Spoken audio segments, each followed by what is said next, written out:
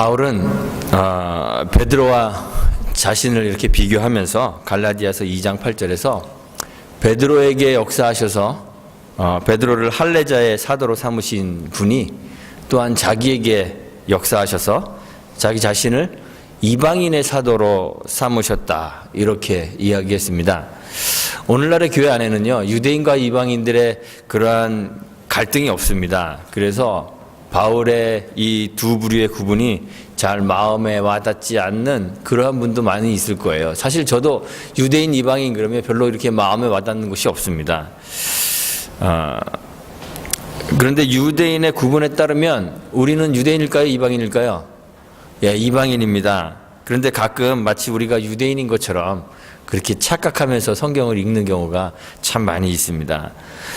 이방인을 어떻게 규정하냐면 기독교 신앙에 잘 어울리지 않는 그러한 세상의 죄인들, 이런 식으로 저희들이 이제 생각을 하는 거예요. 그래서 그런 사람들에게도 우리가 복음을 전해야 되지 않느냐, 이렇게 적용하면서 마치 우리는 이방인이 아니라 유대인 쪽에 서 있는 것처럼 그렇게 이제 착각을 하죠.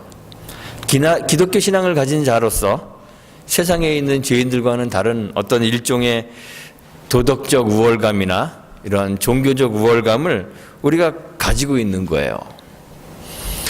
유대인들이 그랬습니다. 유대인들이 이렇게 자기 자신을 언약 백성으로, 아브라함의 자손으로, 하나님의 백성으로 생각하면서 그런 아브라함의 자손으로서의, 하나님의 백성으로서의 어떤 혈통적 우월감 또는 종교적 우월감을 가지고 있었습니다. 바울은 이 유대인들이 가지고 있는 이 우월감 때문에 선민의식이라 그러죠. 이 선민의식 때문에 지금 공경에 처해져 있는 거예요. 이방인을 성전에 들였다는 오해를 받고 있습니다. 거룩한 곳, 거룩한 백성인 유대인만 출입할 수 있는 곳에 이 거룩하지 못한 이방인이 들어와서 성전을 더럽혔다고 그렇게 이제 생각하는 거죠. 유대인들에게는 선민의식이 있습니다. 오늘날 우리는요, 인종차별하는 것을 사회적으로 무슨 큰 범죄인 것처럼 그렇게 여깁니다. 그래서 이렇게 무슨 인종에 대한 이야기하는 게 금기시 되어 있는데, 예수님 시대, 바울의 시대의 이 유대인들은 그런 것이 없습니다. 유대인과 이방인을 아주 철저하게 구분했습니다. 유일하신 하나님이 자기들의 조상 아브라함을 선택하시고 또 아브라함과 그의 후손들, 자기 자신들이죠, 후손들에게 영원한 복을 약속하셨다, 이렇게 믿고 있는 거예요. 하나님이 아브라함과 맺으신 그 언약에 기초하여서 하나님의 복이 누구에게 있을까요? 자기 자신들에게만, 아브라함의 자손에게만 있다고 그렇게 생각하는 거예요. 이스라엘 자손은 하나님이 절대 버리시지 않으실 것이라는 그러한 확고한 믿음 속에 살아가고 있는 것입니다. 하나님 이스라엘 백성들과 언약을 맺으시죠. 그 언약에는 몇 가지 언약들이 있습니다. 아브라함과 맺은 언약도 있고요. 아브라함과 언약을 맺으실 때 아브라함과 아브라함 자손에게 아브라함의 자손을 하늘의 별과 같이 그 바다의 모래처럼 많게 해주시겠다, 이렇게 약속하시면서 하나의 표징을 주셨죠. 그 표징이 뭘까요? 할례입니다. 그래서 아브라함과 아브라함의 자녀들과 아브라함에 속한 모든 그 권속들이 다 할례를 받습니다. 또 다른 언약도 있는데요, 모세의 언약도 있습니다. 하나님께서 모세를 통하여 이스라엘 백성들과 언약을 맺으시면서 무엇을 주시죠? 율법을 주시죠. 그래서 그 율법을 그 이스라엘 자손들이 지키고 살아갑니다. 하나님이 다윗과도 언약을 맺으셨는데요, 하나님이 이스라엘과 맺으신 그러한 중요한 언약들을 지금 제가 얘기하는 거예요. 다윗과 언약을 맺으셨는데 다윗과의 그 언약의 그 표징은 뭐냐면 왕권입니다. 그 왕권이 끊이지 않고 영원히 계속되겠다 하는 그러한 약속을 맺으셨습니다. 이 하나님과의 그 언약 안에서 이스라엘 백성들은 자기 자신이 하나님의 백성인 것을 자랑스럽게 여기는 거예요. 그러니까 이스라엘 백성이 되려면 다윗 왕의 통치 아래 있어야 되고요. 그 다음에 아브라함 언약에 의거해서 할례를 받아야 되고 또 율법을 준수해야 되는 것이죠. 이방인도 하나님의 구원 안에 들어올 수 있습니다. 그런데 이게 무슨 말이냐면 하나님의 백성이 될 수 있다는 거예요. 그런데 유대인들은 어떻게 생각했냐면 하나님이 백성이 되는 것과 유대인이 되는 것을 이렇게 같은 걸로 생각했을까요? 다른 걸로 생각했을까요? 같은 걸로 생각하는 거예요. 하나님이 백성이 되려면 유대인이 돼야 된다고 생각했습니다. 그래서 하나님 구원받은 하나님 백성이 되는 것은 곧 유대인이 되는 것입니다. 그럼 어떻게 유대인이 될까요? 할례를 행하고 율법을 지키는 것이죠. 그래서 그 출애굽기 12장 말씀에 근거해서 아브라함 언약의 표징인 할례를 행하고 또 율법 모세 언약의 표시인 율법을 준수함으로 아브라함의 자손 이스라엘이 되어야 되는 거예요. 그래야 이제 하나님의 백성이 된다는 것이죠. 그런데 이 바울이라는 사람이요, 이 유대인들의 표현을 빌자면 모세를 배반하고 할례를 행하지 말고 율법을 지킬 필요 없다 이렇게 가르쳤다는 겁니다. 당시 유대주의에 이렇게 물들어 있던 신자들은 예수를 믿고 세례를 받은 후에도 할례를 행하고 율법을 지켜야 된다 이렇게 이제 주장을 했습니다.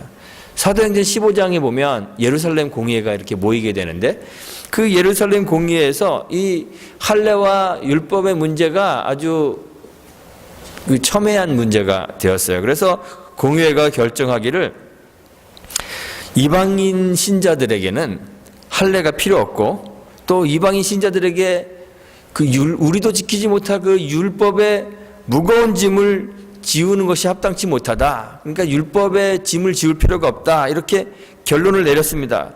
그런데 그럼에도 불구하고 유대 신자들은 이 할례와 율법 준수를 계속 강조하는 거예요. 그래서 바울이 예루살렘에 들어왔을 때에도 바울에게 그들의 그 환심을 사기 위해서 결례를 좀 행하면 어떻겠느냐 이렇게 이제 야고보와 장로들이 요청을 했던 것이죠. 게다가 유대인들, 신자가 아닌 유대인들은요, 구원이 유대인에게만 있고 하나님은 유대인만의 하나님이시고 뭐 이런 선민의식, 유대인 우월성을 계속 주장하고 있었습니다. 이런 무리들 앞에 지금 바울이 끌려와서 지금 서 있는 거예요. 바울이 이런 무리들 앞에 바울 자신이 가지고 있는 유대인들이 주장하고 있는 그런 우월성에 대해서 이제 이야기를 합니다. 바울도 혈통적으로 보면 우월성이 있습니다. 바울은 유대인입니다. 다른 성경에 보면 유대인 가운데서도 베냐민 지파라 그랬습니다. 이 베냐민 지파라는 게 왜 중요하냐면요, 이스라엘이 남유다와 북이스라엘로 나눠질 때 남쪽 유다에 남았던 지파는 유다 지파와 베냐민 지파 그리고 레위 지파밖에 없습니다. 나머지는 다 북쪽 이스라엘로 넘어갔습니다. 그런데 북쪽 이스라엘이 아수르에게 망하면서 이제 완전 혼합 민족이 되어버렸어요. 그러니까 지파의 개념들이 다 사라집니다. 다 이주당하고 그래서 막 지파가 다 흐지부지해지는데요. 남아있는 지파들은 유다 지파와 이제 베냐민 지파가 남았죠. 그러니까 이스라엘 모든 지파들 가운데서도 가장 순수성을 잘 지킨 지파가 아마 베냐민 지파와 유다 지파가 아닐까 이렇게 이제 생각하는 거죠. 이런 혈통적 우월성을 가지고 있습니다. 또 나는 유대인입니다 말하는 이 유대인이라는 게 뭘 의미하냐면 나는 할례를 받은 아브라함의 자손입니다. 이걸 의미하는 거예요. 바울은 혈통적 우월성을 가지고 있습니다. 또 율법적으로도 우월적입니다. 바리새인이라고 자기를 소개합니다. 바리새인이었습니다. 바리새인은 율법을 신실하게 지키는 사람들이에요. 심지어는요, 이 바울은 가말리엘이라는 당대 최고의 율법 학자 밑에서 그 문화에서 조상들의 율법에 엄한 교육을 받은 그런 사람입니다. 율법적으로도 아주 우월한 사람이에요. 종교적 열심에서도 우월했습니다. 스스로에 대해서 이야기하기를 하나님에 대하여 열심이었다 그래요. 그 하나님에 대한 열심이 지금 당시에 그 바울을 붙잡고 있는 제사장들과 또 장로들의 증인이 되어줄 수 있을 정도로 그런 열심이 있었다는 거예요. 예수의 도를 핍박했습니다. 예수님 따르는 사람들을 잡아 죽이기도 하고 결박하기도 하고 옥에 갔다가 쳐넣기도 했습니다. 대제사장과 이 장로들의 공문을 가지고 다메섹까지 가서 믿는 사람들을 잡아다가 결박하여서 예루살렘으로 끌고 오려고 했던 그런 사람이에요. 유대인들이 자랑하는 그 혈통적, 종교적 또는 율법적 우월성을 바울이 다 가지고 있어요. 그 지금 이야기하는 거예요. 나도 이런 혈통적 우월성을 가지고 있습니다. 그런데 바울이 이야기하는 것은 이런 우월한 조건들을 다 소유하고 있음에도 불구하고 자기 자신이 하나님의 백성이 아니라 하나님을 대적하는 사람이었다는 거예요. 다메섹으로 올라가는 길에 주님의 음성을 들었습니다. 사울아, 사울아, 내가 왜 나를 핍박하느냐? 눈이 멀었죠. 그래서 사람들의 손에 이끌려서 다메섹으로 들어갑니다. 다메섹에 가니까 율법에 의하면, 하나님의 율법에 의하면 경건한 사람 또는 모든 유대인들에게 칭찬받는 사람, 이 아나니아가 하나님의 명령을 조차 바울을 찾아옵니다. 그리고 그의 눈을 뜨게 하면서 말하죠. 우리 조상들의 하나님이 너를 택했다. 나는 내가 핍박하는 예수라 했던 그분이 바울을 택한 그 하나님이라는 거예요. 예수님이 그 하나님이시라는 거죠. 하나님이 바울의 그 우월성과는 전혀 상관없이, 아무런 상관없이 그를 선택하신 거예요. 바울이 하나님의 백성이 된 것은 자기가 가지고 있는 혈통적, 종교적, 율법적 우월성 때문이 아니라 하나님의 선택으로 된 것이라는 거예요. 하나님이 그래서 그를 이제 이방인에게로 보내십니다.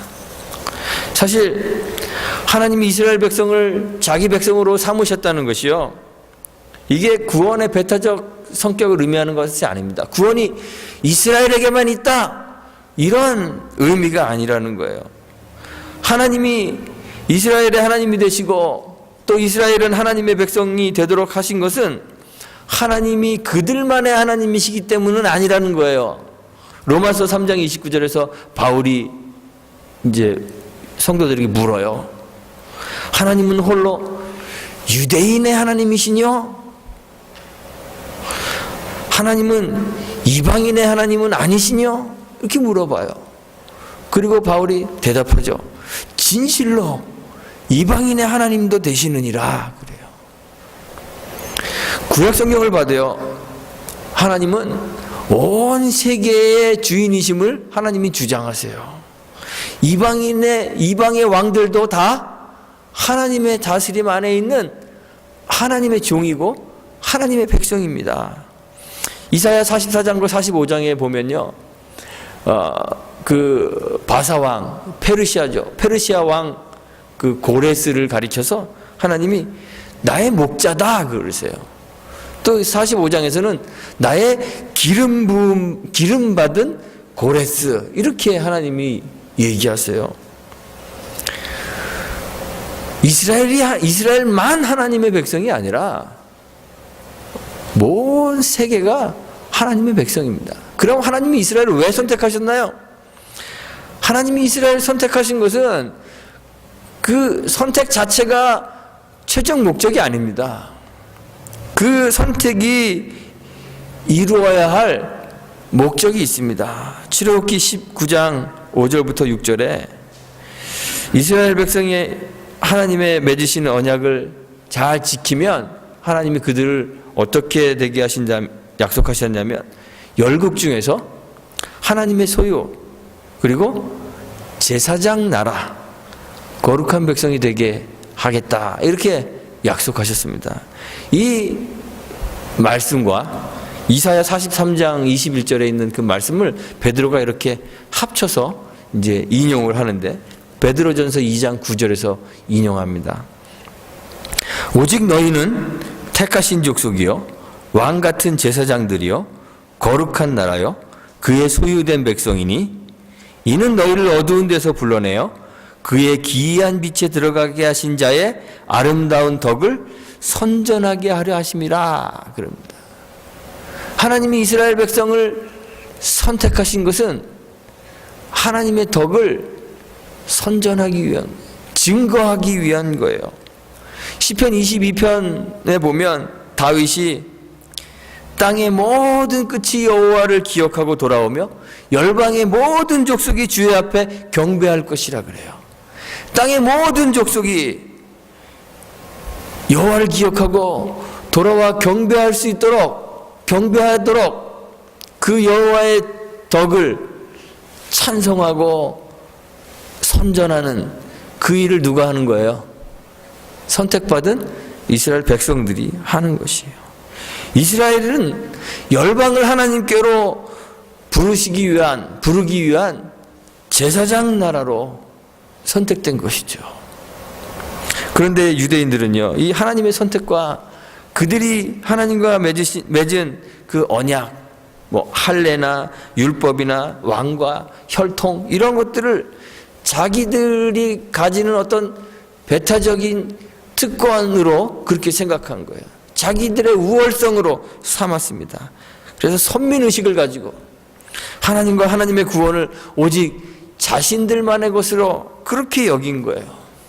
그러니까 자기들이 가진 것, 율법이나 혈통이나 이런 자기의 소유를 가지고 자만하려. 자기들이 꽤 괜찮은 특권을 가진 특권 계층으로 그렇게 여기게 된 겁니다. 그러니까 이방인과 비교하면서 이방인들은 무시하고 자기들은 우월하다 여기는 거예요. 이방인에게로 향한 하나님의 구원 계획을 전혀 인정하지 못하는 거예요. 그래서 오늘 성경에 보니까 바울이 나는 이방인에게로 보냄을 받았습니다 이렇게 이야기하자 분노해서 소리 지릅니다.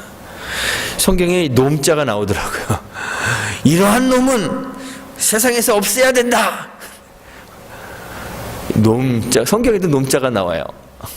그리고 이런 놈은 살려둘 수가 없다. 이렇게 이제 막 소리를 지릅니다. 유대인들은요, 자기들이 소유하고 있는 이 하나님의 언약 때문에, 이 언약이라는 그 특권 때문에 이러한 배타적 신앙을 가지는 거예요. 이 배타적 신앙의 중심에 뭐가 있는지 아십니까? 이 배타적 신앙들은요, 보면 그 신앙의 중심에 자기 자신이 있습니다. 이 특권의식을 가지는 모든 신앙 체계들을 보면 그 신앙의 중심이 자기 자신입니다. 그들은 신앙을 발생하게 하고 신앙을 지식시키고 지속시키고 신앙의 과정이 되시고 또 그 신앙의 목적이 되시는 하나님에게는 관심이 없습니다. 하나님이 무엇을 원하시는지, 하나님이 가지고 계신 목적이 뭔지 이런 것에는 관심이 없습니다.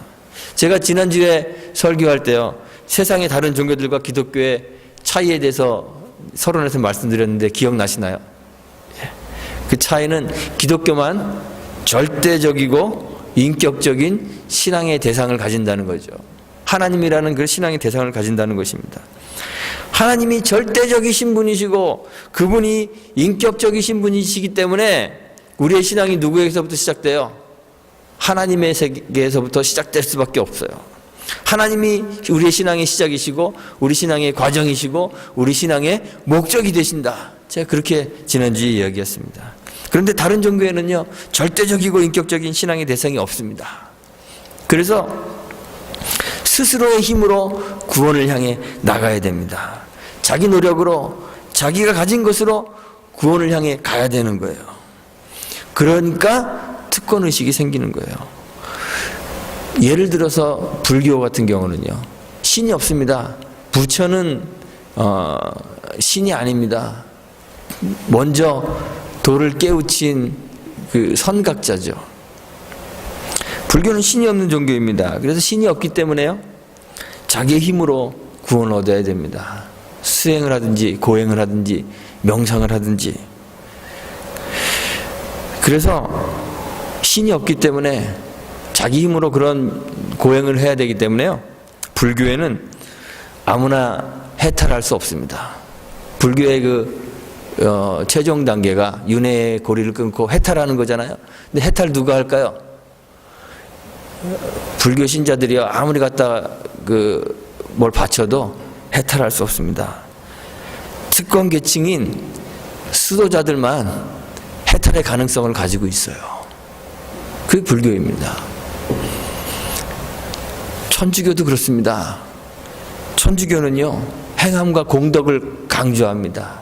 그래서 메리트를 쌓아야 된다고 그렇게 이야기합니다. 그런데 천주교에 가면 특권 계층이 있습니다. 구분이 있습니다. 사제와 평신도의 구분이 있습니다. 우리가 오늘날 개신교회 안에서도요, 우리 개혁교회 안에서도 평신도 이야기하시는 분들이 있습니다. 그런데 우리 개혁교회 안에는요, 사제와 평신도의 구분이 없습니다. 목사는 사제가 아닙니다. 목사도 하나님 앞에서 신자들과 동일한 신자입니다. 루터의 표현에 의하면 모두가 하나님 앞에 사제입니다. 모두가 제사장입니다. 구분이 없습니다. 그런데 천주교에는 구분이 있습니다. 일반 신자들이 구원받을 수 있을까요? 자기의 공덕으로? 없습니다. 천주교에 가시면요, 일반 신자들은 자기의 공덕으로 구원받을 수 없습니다. 성자라고 불리우는 그러한 구별된 특권 계층들이 있습니다. 그래서 그 성자들의 공덕을 빌려야만 구원의 가능성이 열리는 것이 천주교예요. 그래서 천주교에 가면 성자들에게도 기도하죠. 그 성자들의 공덕을 빌려야 구원받을 수 있기 때문에 그래요. 우리 신앙이 우리 자신에게부터 시작하면요, 이런 특권 계층이 생길 수밖에 없습니다. 구분이 생깁니다. 유대인들이 그랬습니다. 스스로를 하나님의 백성이라고 생각하면서 자신들이 가진 할례와 율법을 구원의 조건으로 여기기 때문에 특권의식을 가지는 거예요.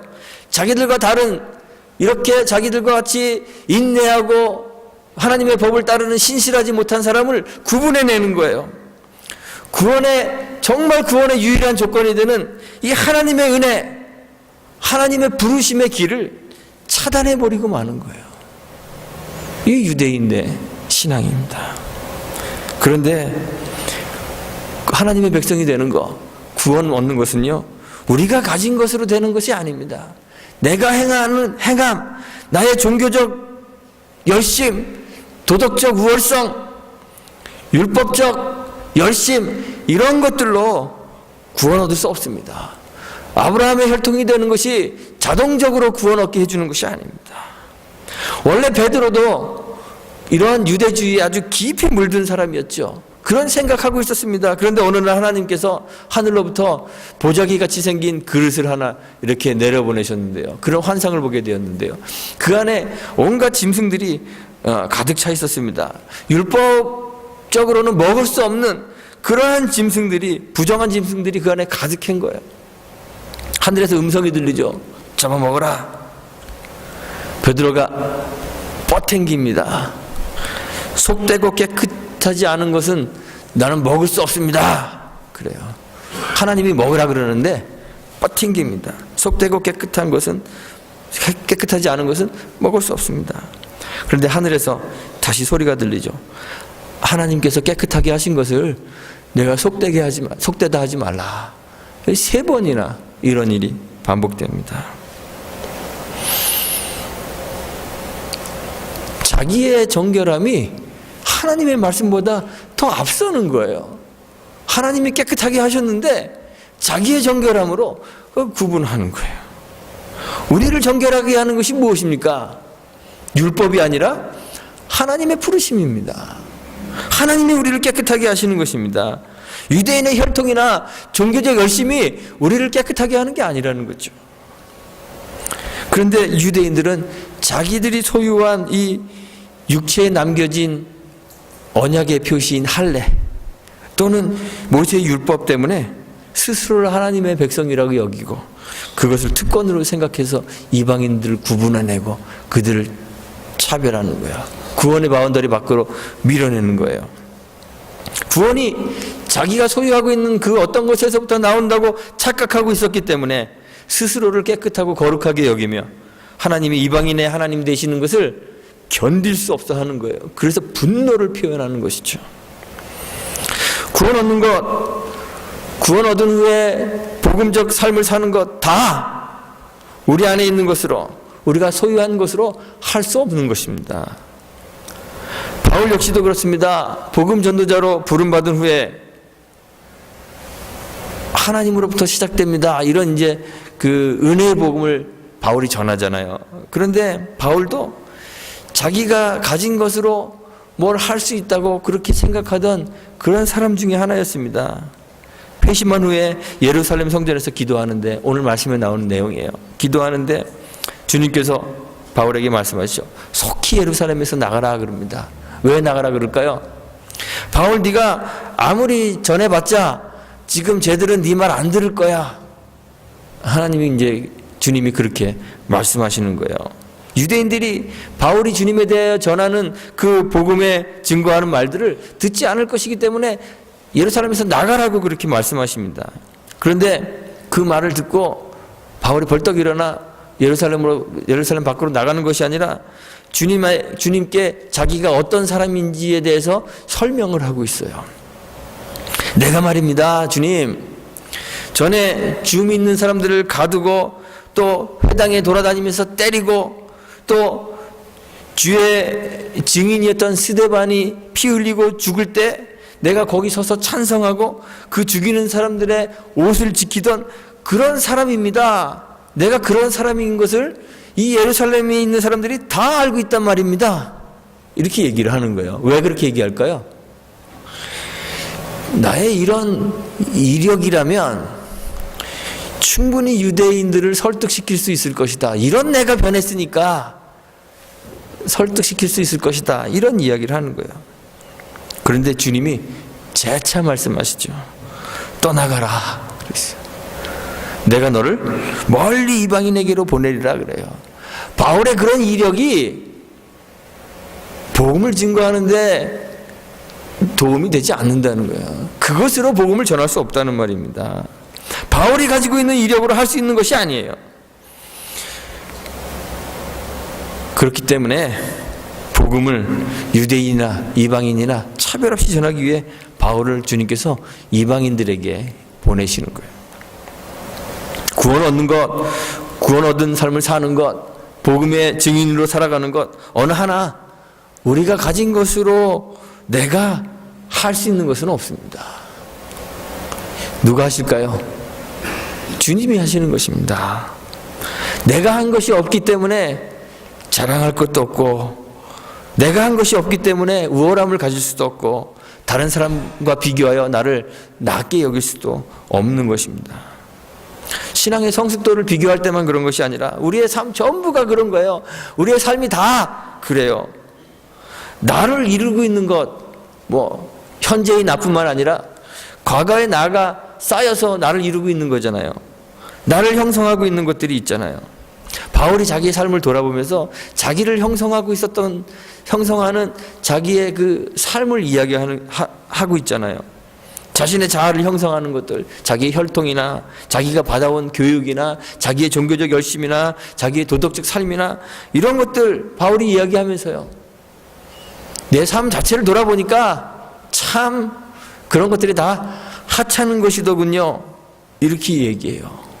예수를 만난 후에 겪었던 예수를 위한 삶조차도 그것이 자기가 한 것이 아니라고 그렇게 얘기를 하는 거예요. 그리스도를 위해서 고린도후서 11장에 보면 나는 그리스도를 위해서 넘치도록 수고를 했습니다 그래요. 수고를 얼마나 했는지 수고가 넘친다 그래요. 난 넘치도록 수고했습니다. 고린도전서 15장에 보니까 모든 사도보다 더 많이 수고했습니다 그래요. 그런데 그런 거 자랑할 수가 없게 되었습니다. 이렇게 얘기하죠. 왜 그럴까요?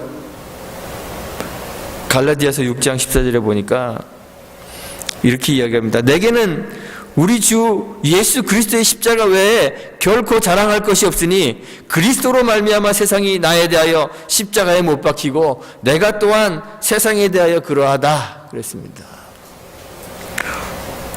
우리의 삶이 우리의 소유나 열심에 근거하고 있는 것이 아니라 하나님의 신실하심에 근거하기 때문에 그래요. 우리를 향한 하나님의 사랑에 우리의 삶이 근거하기 때문에 그래요. 그래서 우리는 아무것도 내세우거나 자랑할 수 없게 되는 것입니다.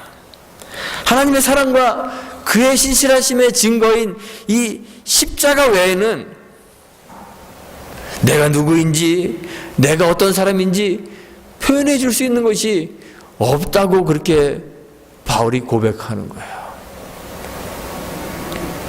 우리는 우리가 소유한 것들로 나를 증명하고 싶어 하잖아요. 내가 가진 물질로 나를 증명하고 싶어 하잖아요. 내가 이만큼 많이 갖고 있어. 이거 보여주고 싶어 하잖아요. 그래서 막 뭐 외모를 명품으로 바르고 또 거대한 저택을 구입하고 멋진 차를 타고 다니고 자기를 드러내려고 합니다. 나타내려고 합니다. 지식으로 자기를 표현하고 싶어 하잖아요. 나 이런 사람이야. 그래서 남들이 모르는 건 내가 알고 있다는 거 얘기하고 싶어 합니다. 어떨 때는요, 나이로 나를 표현하고 싶어 하는 거예요. 내가 나이가 몇인데 나이도 어린 것이, 이렇게 자기를 표현하고 싶어 하죠. 교회에서는요, 교인이란 이름으로 자기를 내세우고 싶어 합니다. 교인한테 어떻게 이럴 수가 있어? 그런 얘기 하는 거죠. 다른 사람들과 차별을 두고 다른 사람들로부터 나는 더 우월한 대접을 받아야 한다고 그렇게 생각해요. 왜 그렇게 생각할까요? 우리의 중심에 누가 없어요? 하나님이 없고 내가 있기 때문에 그래요. 신앙도 삶도 다 내 중심으로 살기 때문에 그렇습니다. 그런데 우리를 세상에 대하여 십자가에 못 박게 하는 그 그리스도의 십자가 외에는 자랑할 것이 없는 사람들이 바로 그리스도인들입니다. 우리들입니다. 십자가 외에는 자랑할 것이 없습니다. 십자가만을 자랑하는 성도님들이 되셨으면 좋겠습니다. 그리스도의 십자가가 하나님의 사랑과 그의 신실하심이 우리의 삶과 신앙의 시작이고 과정이고 결과이기 때문에 모든 삶을, 모든 신앙을 하나님에서부터 시작하고 하나님을 통하여 하고 하나님께 하듯 그렇게 하는 저와 여러분들이 되셨으면 좋겠습니다. 하나님의 손에 이끌려 살아가는 우리가 되기를 간절히 소망합니다. 유대인을 떠나 이방인에게로 복음 전하기 위하여 고난을 받았던 이 바울처럼 우리도 하나님의 뜻을 이루는 도구가 되어 하나님의 손에 이끌려 사는 저와 여러분들이 되시기를 간절히 소망합니다. 그래서 우리의 삶을 통해서 하나님이 계획하시는 그 하나님의 뜻을 이루는 도구가 되기를 주님의 이름으로 축원드리고 부탁드리겠습니다. 우리 함께 기도합니다. 하나님 감사합니다.